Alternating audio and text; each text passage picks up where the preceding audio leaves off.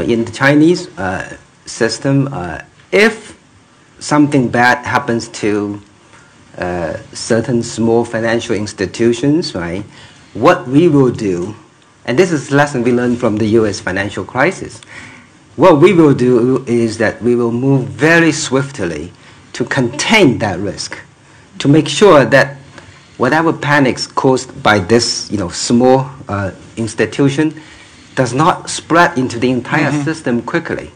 And if you can contain that risk and make sure that panic does not spread, then the entire financial system will be okay.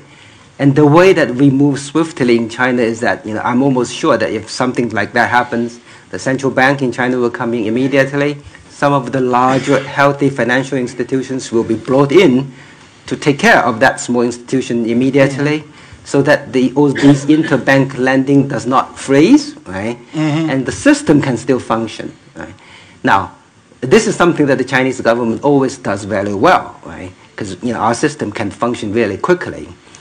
But of course, if the larger problem is so big, then even if we can move swiftly, we will not be able to deal with the entire system, the bigger system in the big risk in the system.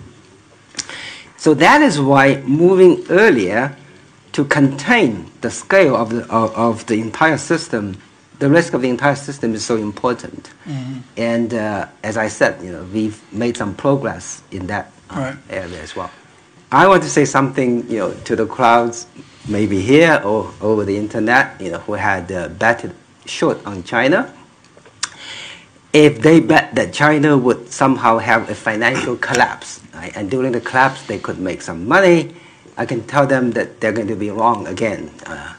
Because the nature of the Chinese system actually prevents a financial crisis a financial collapse from happening. As I explained, we always move quickly, right, to contain the risk. But of course, as the government moves to intervene, there's always a cost. It's not costless, right? The cost could be, more government money spent on things that should not be spent. It could be a slow economic growth in the coming year. It could be a further, unequal income distribution in the society, and so forth.